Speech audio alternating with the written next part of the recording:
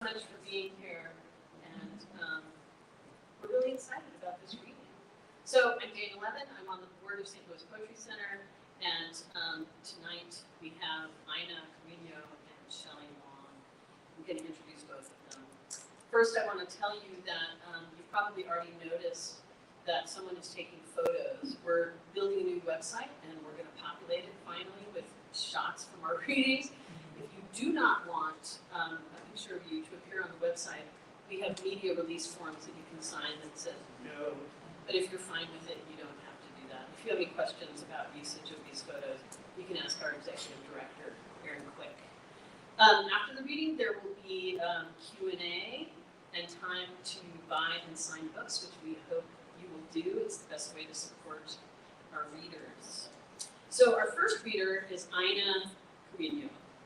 And as I was looking at Ina's poetry today, I thought, I just love the vivid imagery, and I felt like every poem kind of felt like a weird time traveling experience, time traveling through, and space traveling. I don't know, I just felt this weird experience of just moving into the past and into the future, and different, like all over the world kind of a feeling. It feels like that to me. And I was especially drawn to this moment in Names Are Spells and I Have Four, which is such a great title. I mean, these images are just so beautiful. I honey my tongue with hands dreaming of family ghosts, split lips, stung petals, armor. I remember cold women staring as I sucked on melting red berries. I know they spelled me, named me not now, not ever part of, but I am not never. I am as mother in a baritone, a mirror spurting shadows into fractals. And as I was getting this feeling of time traveling and space traveling, I found Ina's poem at Poem a Day. It's called Everything is Exactly the Same as It Was the Day Before. And I was so struck by this moment. You know, when you see a poem at Poem a Day, there's a little about the poem where the poet talks about the poem. And Ina was talking about growing up in the Philippines and coming to this country at age 11, and these stories, and we will call them superstitions, but it feels like the wrong word for it, but these ideas that come from folk culture that get passed down through generations, something that Ina believed as fact, and then coming here at 11 and having people push back at that. And Ina said, I am still trying to reconcile the fact of my existence in the diaspora with the magic I used to believe in. And I feel like that there's some kind of nexus between the magic I used to believe in and also being so aware of being part of a diasporic culture that also infuses this work. Ina Cariño is a 2022 Whiting Award winner. She's a Kundiman Fellow and is the winner of the 2021 Alice James Award for Feast, which just came out from Alice James Books and is over there, and you can buy it. In 2021, Ina was selected as one of 4 winners of the 92nd Streetwide Discovery Poetry Contest. And the Whiting Committee said about Ina's work, rich with ravishing imagery of flesh, sustenance, blood, rites of passage, and the ache of memory, these multilingual poems are both caressing and defiant. She reminds us that what tethers can also sever. Her work thruns with an ancient power like spells or food memories, placing the reader in a fever dream of observation and sensation. Please welcome Ina Cariño.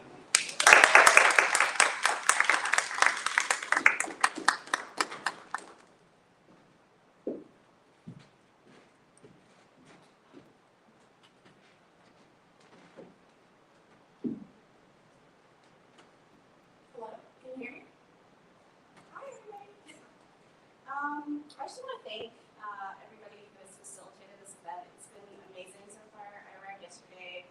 Melody, Erin, and Dana, and Ted, thank you so much for inviting us. I'm going to be reading my slip from my book, which, as I said, just came out. I think I'm going to slip in a few that are not.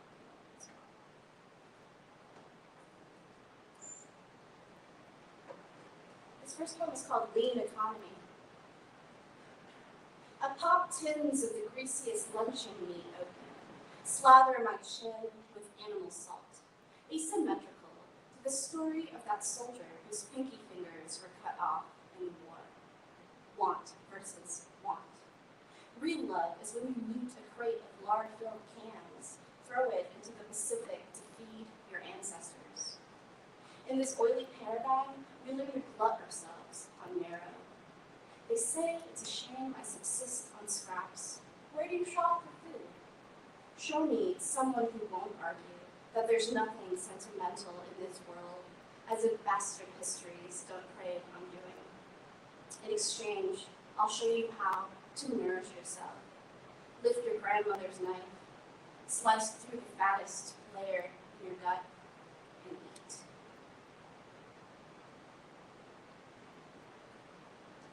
So the next poem is reference to the vegetable bitter milk. I don't know if any of you have ever had this. If you are Asian, you probably have. It is extremely bitter. It looks like a wrinkly cucumber and tastes terribly. So I was forced to have this vegetable by my grandmother a lot, but came to like it over time, kind of. I don't know. But this one's called bitter melon. Balsam pear, wrinkled gourd, leafy thing raised from seed. Pungent goya, ampalaya, cut and salt at the sink. Spoon pulp from bumpy rind. Brown half moons in garlic and sparking mantika. Like your nana did. Like your Lola did. Like your manam raving hat pasha, who wins? You'll think of the taste of your own green body. Mapait ang lasa. Your sneer. Masakit dugot laman. It hurts, the smack of bitter. Yes, you'll remember how much it hurts to nick your thumb as you lean heat and acid. Siwi at sukapupi, to grow up glowering in half-light, to flush out and plod through your own grassy way, unfurl your own crush of vines. After you tip it onto a mound of steamed rice, as you chew, the barb of it will hit the back of your throat. Look at yourself, square. You used to snarl at moths, start small blazes in entryways, wood chip fires, flaking paint. Look, tingnan mo, see your lip curling in the glint of your bowl. Unruly squash, acrid vegetable, you'll flinch. You'll want to see nothing, taste like nothing.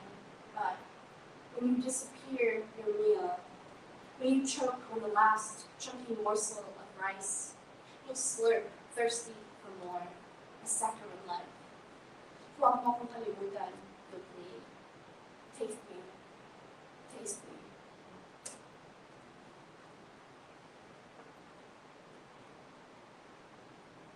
This next poem, the first line is also its title.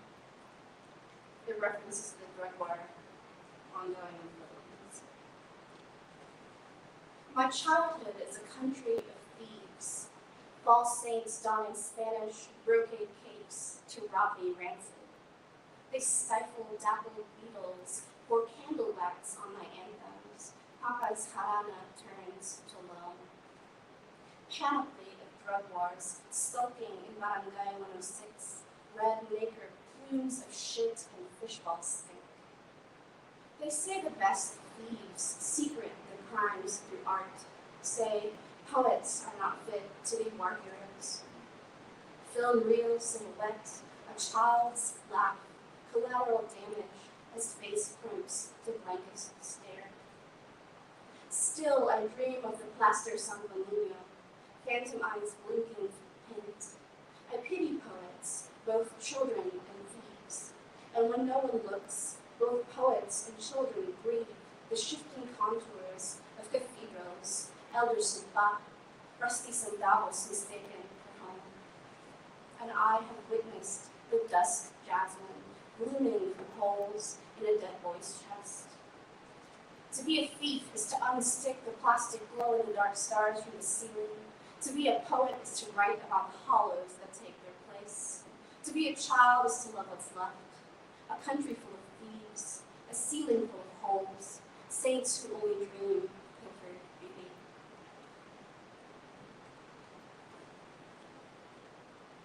A lot of the poems in my book are food centric, I guess you could say, as you can tell by the title. But I don't really think of this book as being about food. I think of it more about orbiting intergenerational nourishment beyond trauma. This next poem is called Rice. It's for my mother, my grandmother. Rice. Unhatched songs, quiet, perfumed white, dirt-born clips cooking on the stovetop. I listen in half-light, breathe still, tilt my ear as memories of Lola float up with a milk scent. Over her shallow basket, she'd clean the rice, pick tan shell from ivory kernel, say, in America, with a husk like that, you could stuff the lightest skin, the palest fear. Daily she fed me sweet muck of thick soy, gingered meat, hot mounds of rice.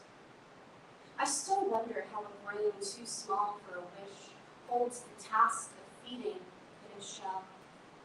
I left Lola on her cement step, her chipped plates, those women stooped and bronzing in patties, and I try not to confuse the smell of soggy hulls with the damp musk of an American dream. Still, I wait for the water to bubble in the pot, and soon, in this half-light, they'll bud up sound, bee of the bee. And when it's time to grow up into this white, white world, give me a brown husk like that. So I grew up in the Philippines and lived there until I was about 11. And my father's side, I'm estranged from because my parents divorced at around that time as well when I moved to the U.S. And my last name is Cariño, which is actually a Spanish word that means darling, sweetie. It's a term of endearment that came from the Spanish colonial period. And it's also the name of family, my family, on my father's side, that are considered stewards of the land, of our ancestral land in that area. So my father's side, I don't know very well. And so some of my new projects are sort of reaching towards a little more of that knowledge. And this poem sort of hints at that as well. Once again, it's the title is the first line of this poem. When I say hello to the oldest apples, they tell me a mountain is good for me. Disowned by my papa, I don't reply. Afraid of fathers, decades of dirt. My cousins would sneer and slop me wet rice. No mercy for a curse of daughters instead of sons. A family tree scattered, spit in my tea. Maybe I am unloved because I want to deal in the currency of ghosts, to traffic in such precious things as broken rosaries, jars of ash. When I ask for pardon as I trample knotted roots, I nod to the spirit inside the wood, Duende, old man of the mound who snatches bad children. Dirty one, you can't walk here. I confess, I am a dirty one. In dreams, my claws rake the soil of my mama's garden as I search for fallen figs. My brow ignores its lineage, tries to forget centuries of gray-eyed Spaniards looking my veins, knocking the lumber of my heart. When I say goodbye to manzanita exposed withering, they tell me I'll never forget them, that I'll never find fruit as familiar as berries at their ripest. I climb these trees, but in dark churches, hot wax drips my gnawed knees, sweat skimming the velvet back of my neck.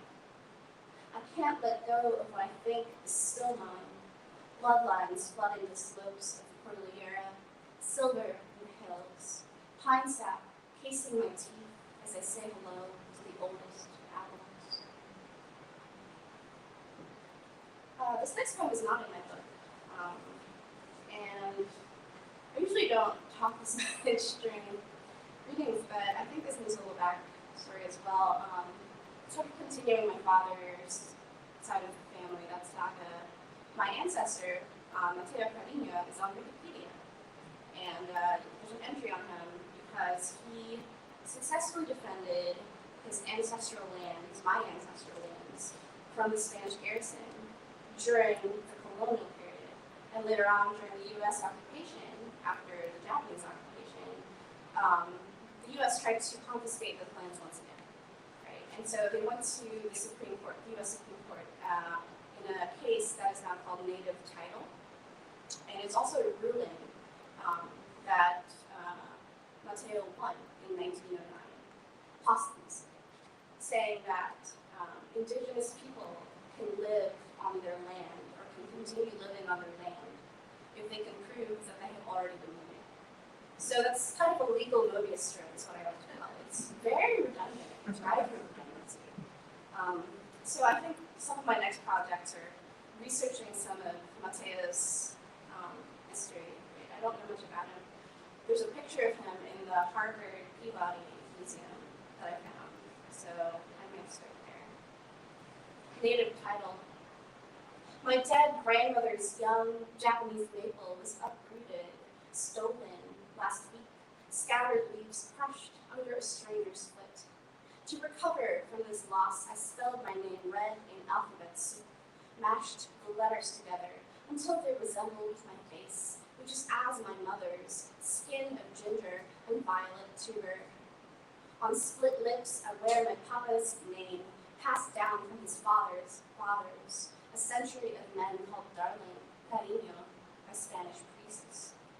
I am still named after all of them, here where my brown face is my first language, where I carry a muddled tongue.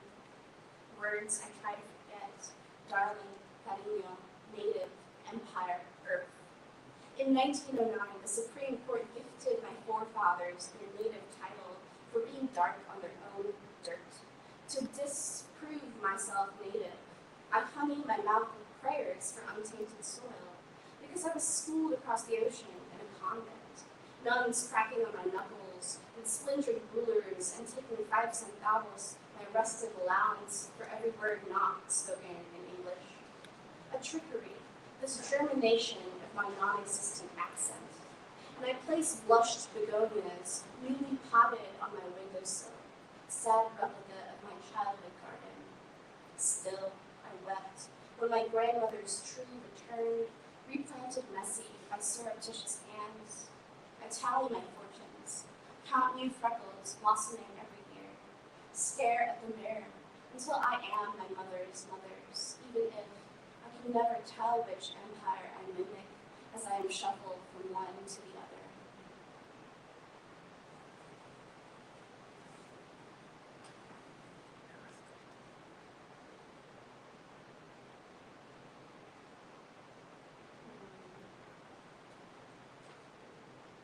Milk.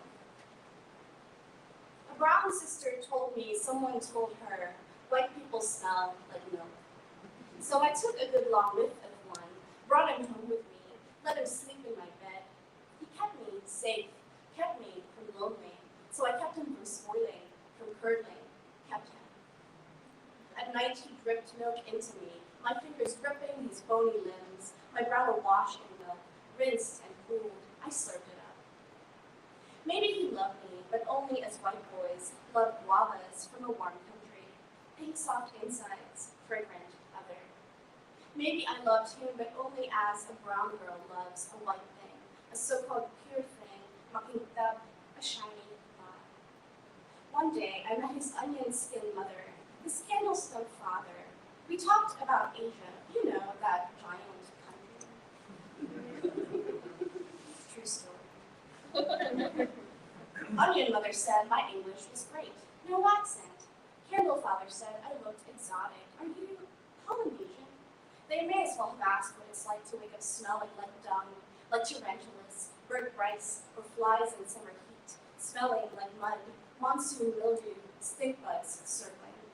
Instead, they asked if I've ever tried dog, asked if I've ever once burned rice, because I must be so good at it, I don't need a recipe. They all laughed. So later that night, I took my white boy to my Lola's house, pulled down a jar of black vinegar, sukang itim, dipped my tongue in it, kissed him. You should have seen his pale face go see-through, chalk dissolving, reverse alchemy. Now when I talk of white people, I tell my brown sister, baho, they stink of milk, so I let mine go. She still shakes her head at me, says, "Wobble, why are you so stupid?" Says I was lucky to be so close to one who smells of milk. But when milk turns sour, ferments, blooms fetid under the nose, the only thing to do is pour it down the drain. Thank you for laughing. Nobody ever laughs at that question. It's supposed to be funny. Yeah, that's. I just have a few more.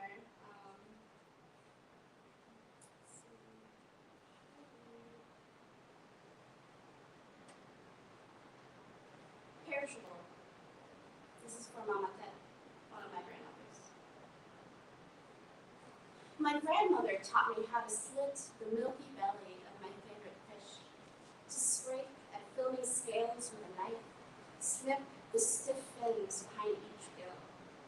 I watched as her hands, cracked and mapped with grease scars, lifted the flap of its stomach under running water, green viscera awash in vermilion, streaming down the drain, slashed body, ready for the pan, for salted skin to spark and boil. It was dark in our kitchen, a single window above the sink, and I didn't understand what perishable meant. Once, at school, we were tasked with gathering canned goods for people devastated by typhoon. Beans, instant coffee, tins filled with rice. I wanted to send them bananas, eggs, butter, sayote, milkfish, what I knew of sustenance. But grandmother let me be. I packed the dying treasures in a cardboard box, took them to class the next day. Everyone laughed. So in shame, I cracked the eggs behind a bookshelf to sulfur the hall in the weeks to come. I knew that much, that breaking can mean release. What I didn't know was that the fish under the faucet wasn't alive, even as I watched grandmother hook her finger into its cavity and pull from the bloom. At dinner, I poked and cooked flesh with my fork, a million bones fine as whiskers threatening to prick my gums.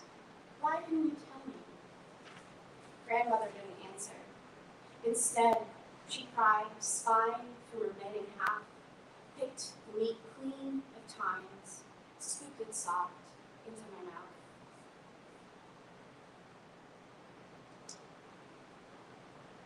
I think I'll read just one more. Thank you for sharing this space with me today. It's been really lovely. It's my first time in Missouri. Good weather today. This is the last poem in my book as well. It's called It Feels Good to Cook Rice. It feels good to cook rice.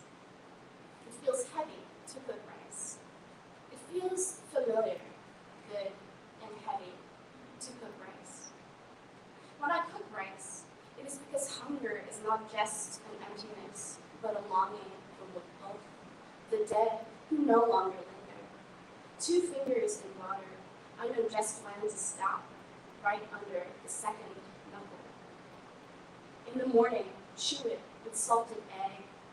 In the evening, chew it with salted onion.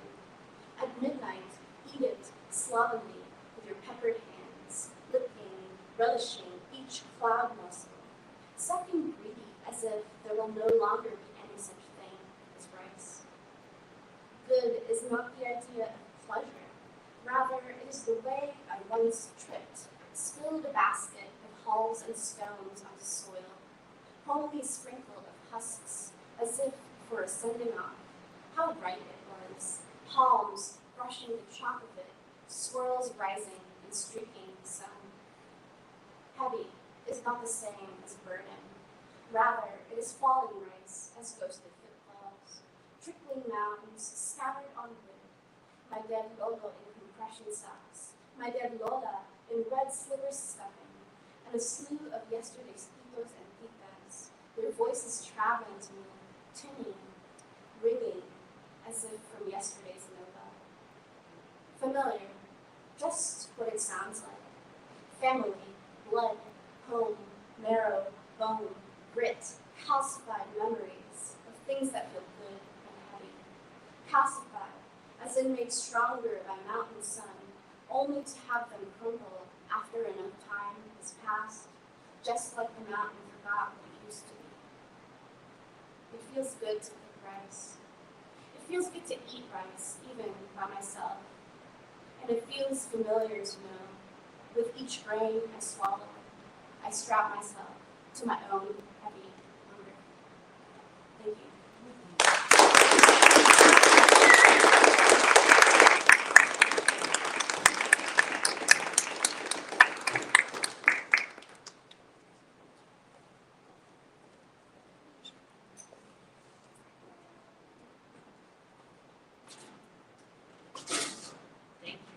That new poem is great. All the poems are great, seriously. You know, sometimes you're at a reading, you're like, I'm not feeling that. I was not feeling that. I want to thank Melody G for the idea of bringing these poets here and putting this reading together. Thank you, Melody, so much. I think Melody is single-handedly bringing great Asian American poetry to St. Louis, so I, for one, very grateful. Our next reader is Shelley Wong, and as I was reading Shelley's work today and reading Shelley talking about their work today, these lines struck me. I am writing to reach someone who wants to be known. And I want to bring the whole of myself into my writing. My joy, my strangeness, my failure, my wonder. And as I was reading people talking about Shelley's work and then reading the work myself, I was so interested in how many times someone mentioned the word tender. And also, I feel like it is a work of great kindness. There is so much kindness in these poems. And you begin to realize kindness is not necessarily a quality you always find in poems. So thank you for that, Shelley. I especially love these lines from For the Living in the New World. I may be happiest improvising the language a body can make on a dance floor. We are just learning how female birds sing in the tropics. Spring insists we can build the world around us again. How has love brought you here? Shelley Wong is the author of As She Appears from Yes Yes Books, winner of the, I don't know if I'm going to say this right, Hammett River Prize, which was longlisted for the 2022 National Book Award, and a finalist for the 2023 Lambda Literary Award. Have they already? Shelley lives in San Francisco. And the judges for the National Book Award said about As She Appears, what is living if not the desire to see and be seen, as Shelley Wong expresses so tenderly in her or their, which do you prefer? Her debut collection that centers queer women of color at pride dances, late night meals in Chinatown, and a summer on Fire Island. As She Appears explores femininity, sexuality, and identity, and remains open to joy, lust, and self-love, despite or in contradiction to the brokenness of the world. This is a very true statement. Please welcome Shelley Wong. Thank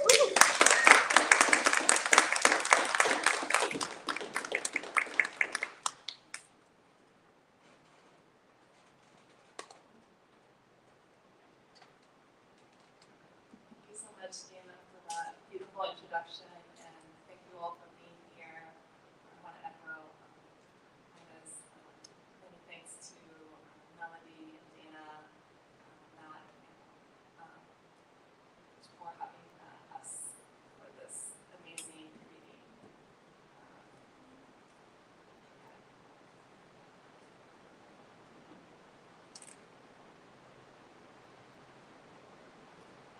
Private collection. At the San Francisco Museum of Modern Art, the ocean-drawn pencil is no longer on display. I once thought I could wreck that water. My partner liked a painting of a blonde woman reading a newspaper. A sister to a Dutch painting I admired back in New York, where a woman contemplates a water pitcher in cathedral light. We walked gallery to gallery, and no women resembled us. I'm charmed by certain French words, but forget what they mean and never properly pronounce them. Mélange, de rigueur, au courant. Sometimes couples become echoes of one another. We wore quiet glasses, our hair in low ponytails, like George Washington. She would photograph me when I looked away from her. As I glanced at the curves of the Grand Tetons, the raised head of the Greek caryatid, locked in the British Museum, a winter forest floor, somewhere in Oregon when we were 19, and I couldn't meet the camera's gaze, though I knew she was there and that she would hold me from a distance. So in this collection, it focuses on a speaker who's looking both towards the past and her present after a relationship with another Asian woman, and explores different art and nature spaces, writing into them so that women like her appear.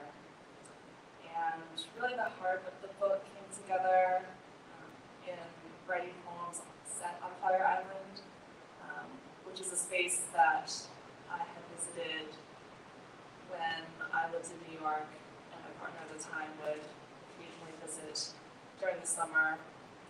And then I had the opportunity to revisit as an artist in residence at the Fire Island National Seashore, which is set not in the queer section.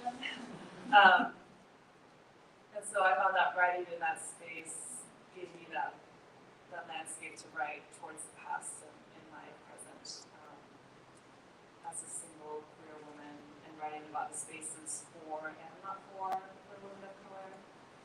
So I'll read a couple from that series. This is Department of the Interior. The tide calls the water of the body. Fire Island spans 32 miles and is drifting west. A maze cuts through the salt marsh, bridging bay to ocean. Where I wander is federal land, not the French interlude of neon pool parties. I'm part of the sky paparazzi, dazed by its flaring, rainbow, rainbow, rainbow. Stumbling in the sand, I find only the crash of return. I have come to this barrier island again, in the silence that follows the separation. Tomorrow there will be 3 boats at various distances, 1 jet ski. Lightning like a rumor of another realm. I try to divide 11 years, but cannot be held to exactness. My mind floats out to water, and I am living through this world once.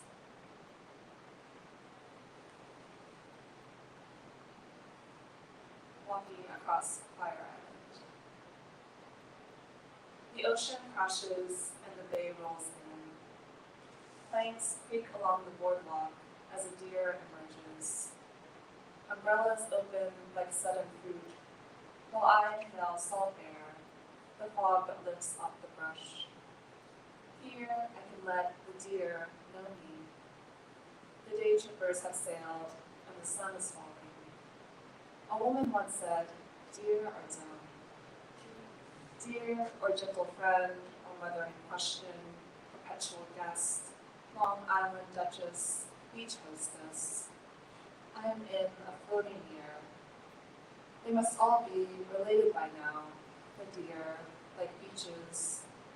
I imagine a deer stepping out of the ocean as water returns to me, rushing over my hands.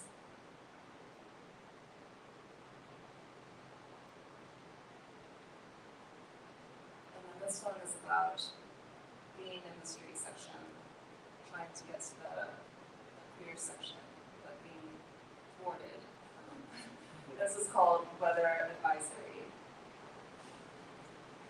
It is foggy, and the ferry will not travel east. The captain lost without his radar sonar. Excuse me, sirs, this is a gay dancing emergency. Is heterosexuality the fog? I am slow with too much time, dressed in 4 shades of gray and a streak of pink. Oh, it's an older crowd. Oh, that's me. We all have the same Madonna Whitney childhood, set the selector beats. Today I tried to pluck a pine cone, but the stem said no. I am sorry, tree. I meant to ask consent. Between the pines and cherry grove, there is one path for tourists, another for cruising. Among the rangers, I feel famous. Are you the writer? Hello, bird. I have no sweetness to offer the leaves. Where did Frank O'Hara wander and fall asleep on the beach? The first inhabitant of Fire Island was a shipwrecker. He lured ships to shore and killed the crews. It is not certain whether the island is named for these morning flames or its sunsets. I am a fire sign. Whom should I touch with this burning? I loop along the bay, the marina, emptied of families. In the straight neighborhood, I watch men on break, pause one by one to take in my neon floral shorts. They reveal my kiss of a birthmark, the walk of a messy-haired woman, some faraway flower.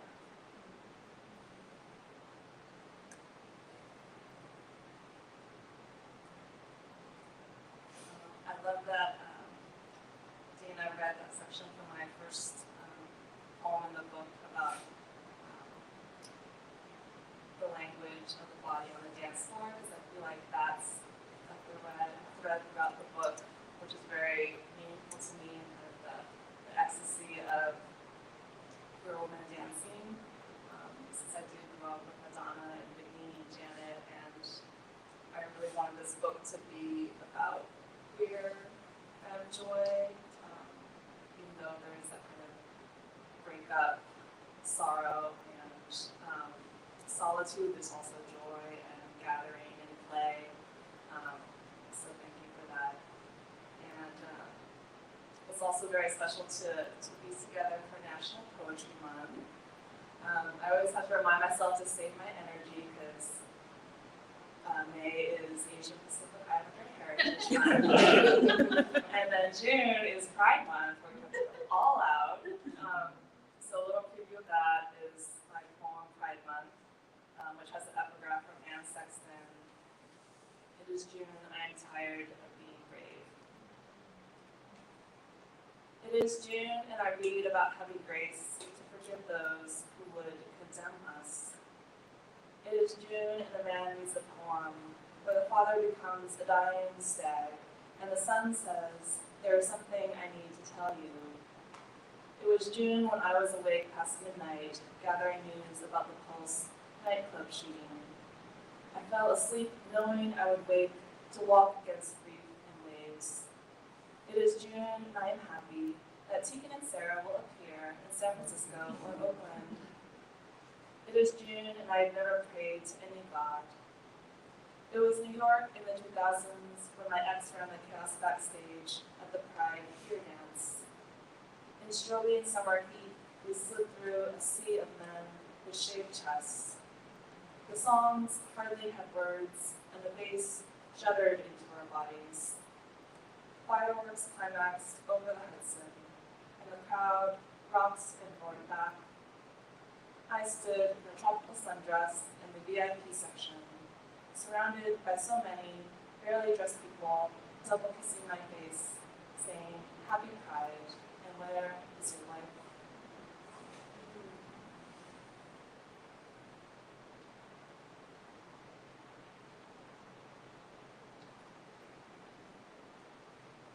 Today at dinner, we talked a little bit about Ohio, which is where I went to graduate school at Ohio State.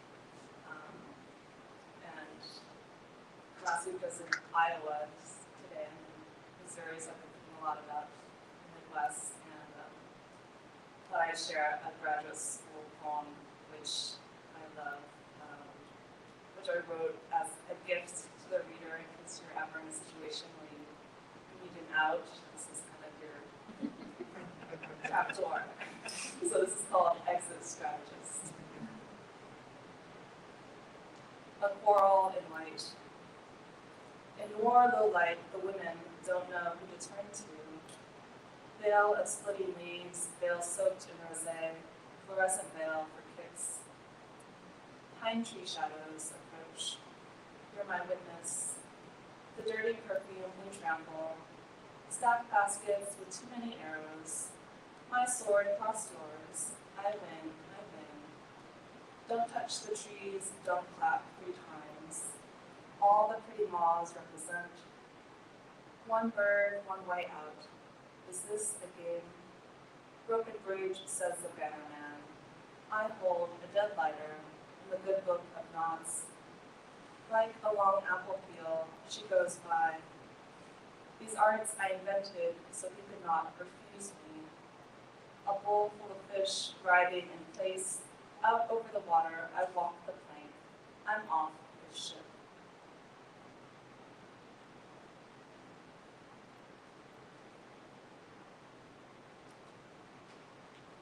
Along with the dancing theme, this poem was inspired by the remix, which again goes back to Madonna, because I was a big fan of her You Can Dance album, which is like one of the earliest remix albums.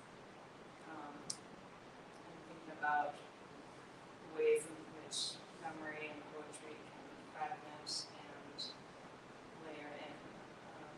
And so it's called refrain, which has a double meaning, right? Both the verb and the noun in relation to a song.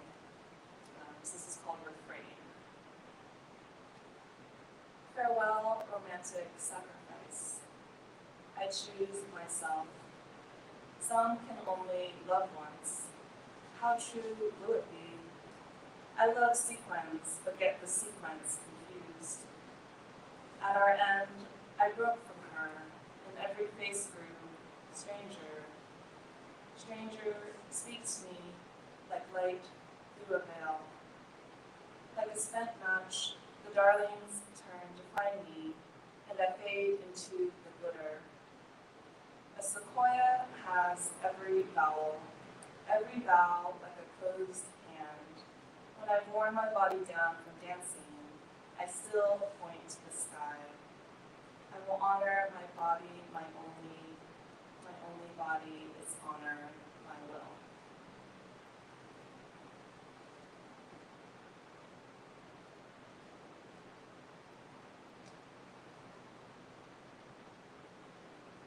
This poem I will dedicate to Melody, who for similar ages, we're like seniors, right? We're on the cusp, yeah. Gen X and millennial, and both grew up in Southern California. So I'm from Long Beach. He's from Cerritos. Cerritos is a very nice mall. Also famous for the cars. Yes, like the cars. Lots of taxes from that, which makes the mall nice.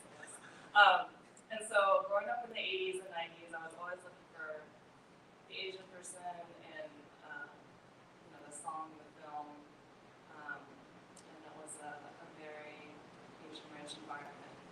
So this is called All Beyoncés and Lucy Lou's, which is from the Outkast song Hey Ya, which came out like 20 years ago.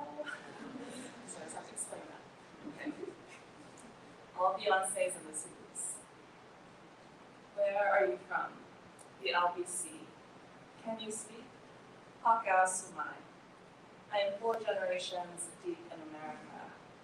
Dial up the boba to 75% sweetness, 50% ice. What do your people call juk? Chinese people skip the 4th floor. Don't trust a cloud place without a number in its name. Enter June, Lena Rose, and Waverly. Enter Lucy Liu and my girl Drew. Lucky white ceramic cats collect what's owed. Hello Kitty, little twin stars, my melody. Did you know Keanu Reeves is part Chinese? His Hawaiian name means cool breeze over the mountains. The most exquisite loneliness is Maggie Chung gliding in a cheongsam as she ascends a staircase. In my domestic dress, I calculate my proportions with finesse, like a G6. Tell me the best midnight restaurant in Chinatown. We run with the yellow Power Ranger, eat turkey joke after Thanksgiving. Enter Claudia Kishi licking salt off her fingers. Did you watch Keanu and River Phoenix in my own private Idaho? Is my eyeliner even? I can't tell Mandarin from Cantonese. Drink hot water to flush the fat. How did Michelle Kwan change you? Fields of gold forever. Mulan against the world. Are you wearing black tonight? Chico Mato is playing at the bronze. Chinese love cash. Little girls dressed in pink and red. I feel like in that poem, a lot of people after like the Chico Mato part. This amazing Japanese American band, and like Sean Lennon was the bassist and dated one of the singers. Yeah, I went to many of their concerts. Let's see. Just read a couple more since we're in spring. This book has a very seasonal division, which took me a long time to arrive at since the book took a decade to write. But yeah, I tried to make the spring have that kind of chaotic dating flirtation energy. Let's see. So I'll end with these two. This first one is called Softer, Softest. Like a band leader, one cardinal cuts through the filigree trees. The poet rolls her shoulder, wheels its notches, muscles clicking out as if flexing wings. For each tiny leaf and bud, a pearl of rain. Last night, a man ripped his car down the street and danced in his headlights, so the neighbors came out and screamed into his trap song. Birds decorate the morning, trilling, "Is it you? Is it me?" After too much caffeine, the poet sweats, sways, and tries to write a line about eternity. A bird possesses both the song and the call. All day she watched the glitter travel across the pond like television snow. A white pageant crowds her path as she revives the spiraling feeling. The last time enough ignited her like spring. I forgot that there was a cardinal. I was like, oh, site specific. I was also waiting for a cardinal to show up and greet me. Because coming from Southern California, I always get so excited whenever I see any bird of any color, because Southern California there's like sparrows and seagulls, so like in the Bay Area I get so excited when I see a Stellar's Jay, which is a blue jay. It's like, oh my god, it's a blue bird in the world, amazing. Okay, so I'll close with the first poem in the book, which is For the Living in the New World. There are so many ways to explore a forest, over clover clusters, past skunk cabbages, to a field where we listen for a ghost of song. The hypergreen periphery is the opposite of Los Angeles on fire. Any tree can become a ladder. These trees have too many branches, but it is not my place to revise them. I may be happiest improvising the language a body can make on a dance floor. We are just learning how female birds sing in the tropics. Spring insists we can build the world around us again. How has love brought you here? My head is heavy from the crown. Thank you.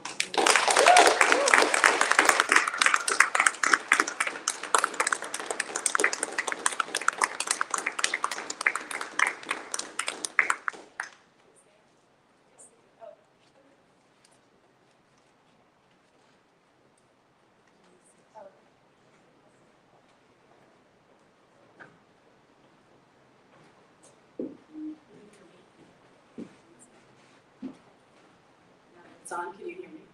So we would love to have your questions for Shelley and Ina. They're gonna sit here and talk about their work, talk about their lives, talk about their books, their writing process, their craft, anything that you would like to ask them. I will come around and hand you the mic if you have questions. And maybe I'll start us off. So, thank you for taking it.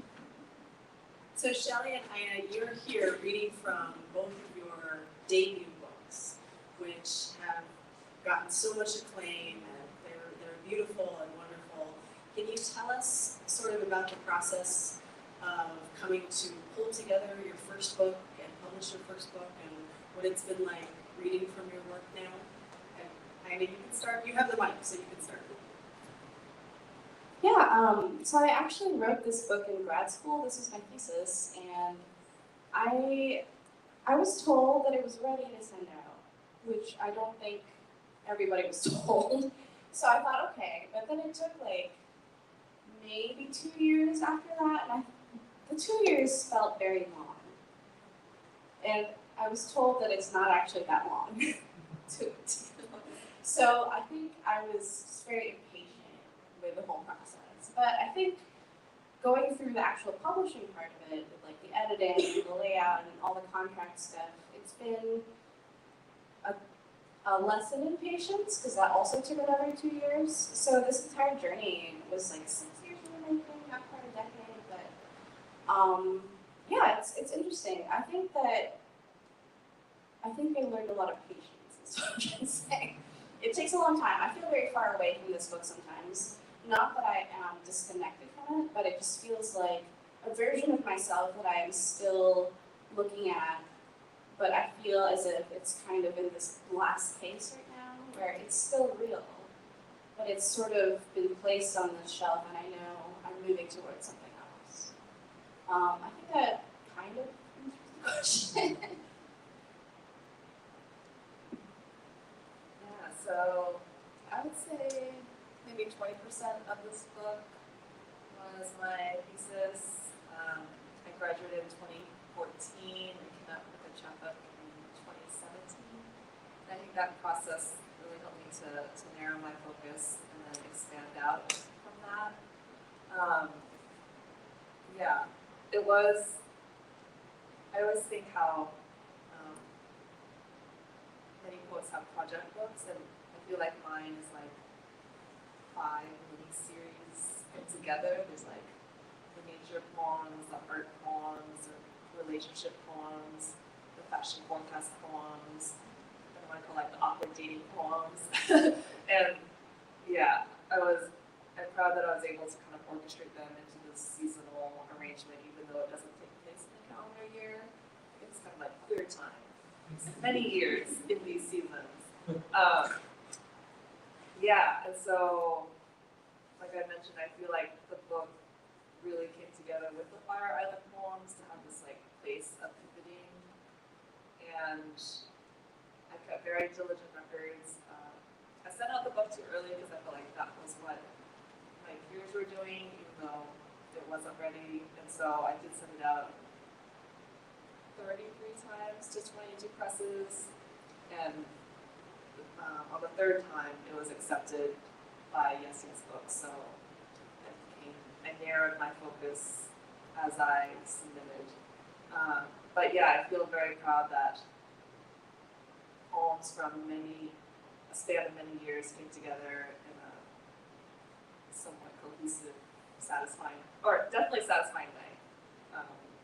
So yeah, a lot of work and reflection, and it was accepted in fall of 2019 and didn't come out until spring 2022. But actually, I think that having more time during the pandemic when not a lot was going on really helped me to refine it and shape it into its final form. So I'm very, very happy with the result.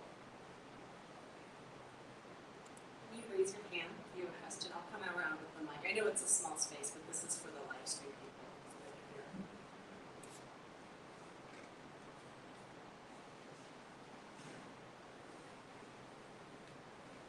Hi, thank you both so much for the wonderful reading. Shelley, I was trying to follow along to the poems, and the Fire Island poem has that phrase rainbow, rainbow, rainbow, which I think is a reference maybe to David Bishop's poem about fish. Yes, I wonder correct. if she's been an important figure for you, and if you could talk, maybe both of you, about some of your important figures as writers. Yeah, thank you.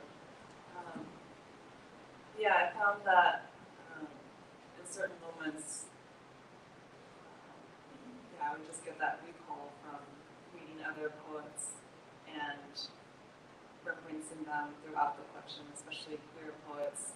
So there's Bishop, and then I mentioned Franco O'Hara, and then in Pride Month, the poet Jacqueline Clark was also a queer poet from the Bay Area, and so I think I kind of just wanted to insert people in language that had moved me or inspired me, and also to write myself into being in conversation with these poets and artists. It's kind of this collective gathering of inspiration and curiosity and love and admiration. I think one of my inspirational figures, I guess, or important figures, is someone I call my poet mother, who actually happens to be my mother.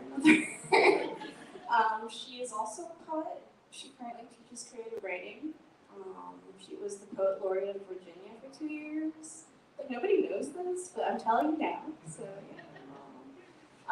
So I grew up with her being very lax about it, but she taught me to read Tagalog and English, and she told me read this stack of books if you want. If you don't, that's fine. And I mean, I would read it, and then eventually, it just became something that was natural, reading and writing. And it's not always, it hasn't always been all happy and sunshine, whatever. But I think having her be my mother and poet mother can be very tricky sometimes too, because what if I write something that makes her cry? To put it simply. But yeah, she's very seminal in my work. If you haven't Googled it, Ina's mother is Luisa A. Igloria. Oh, that's right. I'm supposed to say her name. Luisa A. Gloria. Yes. Other questions?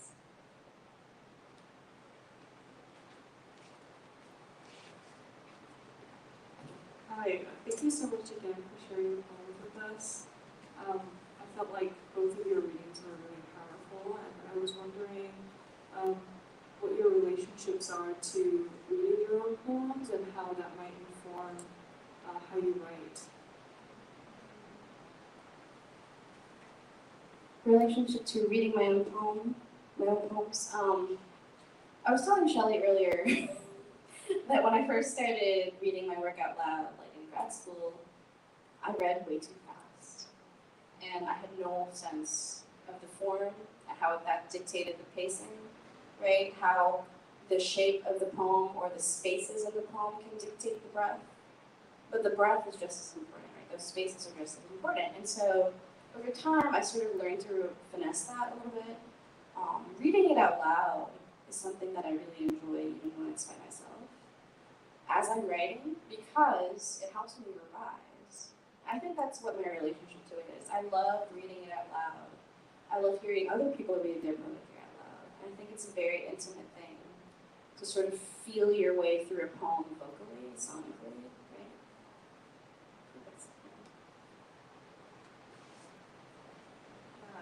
I too relate to reading out loud for revision. I live in the Bay Area, and since writing the chapbook, I've been invited to readings, and I always find that it helps to put the poems in the air, because then you can tell ooh, that doesn't sound quite right, or that transition's awkward. And then also before publishing the book, but when it was accepted in those pandemic months, of just putting the poems out on the wall, just reading the sections out loud to revise. But sometimes it does catch me off guard when I read some poems at readings and who is this vulnerable person talking about things that she doesn't talk about often. So I think it reminds me and pushes me to yeah, be brave and connect with the poet that I was across all the years that I wrote the book. So yeah, I still feel very close to the poems, even though it spans a decade. Yeah.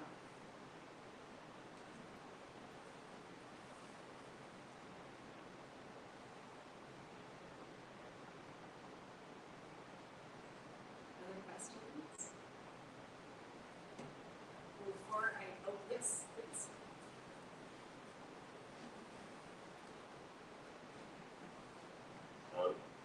Do you want to talk about what music you're listening to now and how that relates to your writing? How that relates to our reading. Yeah, or not, you know. Whatever. Yeah. I was just saying, I haven't written much since the debut, but yeah, I do feel that I get obsessed with songs and just listen to them on repeat on Spotify. I think, like many during the pandemic, I became a big BTS fan. And just like, I thank them in my book. So I definitely like send a copy to South Korea, yeah. Yeah, just like their whole span of albums and creativity and narrative I find really fascinating, and just, yeah, abundance and love and vulnerability, and the narrative arc of their albums is really interesting in how they're constructed. But yeah, I think also I just want to say I took a long time between undergrad and grad. So I'm like a relatively older debut poet. I'm 42. So yeah, as a millennial. So I think that growing up I didn't have cable and the internet didn't exist. And I think I was really inspired by like fairy tales and Madonna and Whitney and always had a love for pop songs. And so I do see like the directness and play and maybe sounds of pop songs in my work in these poems, especially when I wanted to write towards play and joy. But these days, yeah, I was just saying how last week I was at the Literary Music Festival and discovered all these bands like Sudan Archives and Black Belt Eagle Scout, and I just feel like the young people are just like so brilliant and have access to the internet so young and are just like blowing music up in all different directions. So yeah, I'm looking forward to immersing myself into music and see what happens to be creative. I know that you were on a musical and literary journey. Yeah, I have to talk about it now. I listen to a lot of classical music because I went to school for both English and violin performance. So that's like a constant running thing over the years. But right now I'm listening to like a lot of Japanese bedroom pop, which is so chill and like happy but not like in your face, and I love it so much. I took Japanese for a little while, so I have some practice. Yeah, Sudan Archives. I play the violin, so like Sudan Archives. Oh, the twin. I'm in a band. So I'm listening to a lot of post-punk right now because we're a post-punk band. I play violin. We're on Spotify. Oh no. What's the name of the band? Are you like promoting? Okay. We're called Co-ed Dorms. Look us up on Spotify. All caps, Co-ed is hyphenated. We are called Co-ed Dorms because there was this old newspaper or magazine clipping article thing. The headline was something like, "There's an intimate revolution coming to town. Co-ed dorms are bringing the boys and girls together again," or something like that. So it's like when co-ed dorms were being introduced, this was a headline in some magazine that one of my bandmates found, and we were like, "Oh, it's kind of funny, co-ed dorms." But yeah, I replaced the guitar, and so it's guitar, bass, vocals, and drums. Check us out. We're booking shows. Yeah. Invite us. But yeah, I listen to a lot of Japanese bedroom pop and classical music.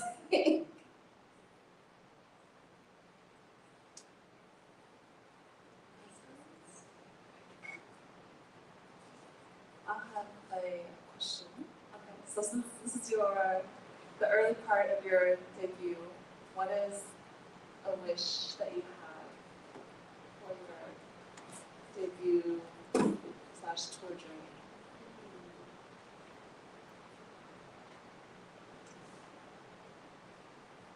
I sort of want 1 year from now, when it's my book's birthday, I want to feel like I'm still in love with it. Like, not in love with it, like, oh, I'm crazy about it, but like, my love towards it is still there and present. And I don't want other things to like erode that for me, because like a lot of the time we question ourselves as, artists, like, are we doing this right? Whatever, does this mean anything? It gets very existential sometimes. So I want to be able to say that there's like still a love story going on between us. Has that happened for you? Yeah, I've done so many events. Because of the pandemic, I didn't know if things were going to shut down, and so I should do in-person and virtual. So I think I did like 50 events last year, like a lot. But I still love my book and I love reading the book. And when I planned the beginning of my tour, I really wanted it to be a love fest with friend poets and poets that I admire, and to travel to places where I had community, because I did travel too much during the pandemic, so just to reunite with friends. And yeah, so that was really special, and yeah, I wish your wish for you on a beautiful, safe travel journey of abundance and love and feasting. Yeah.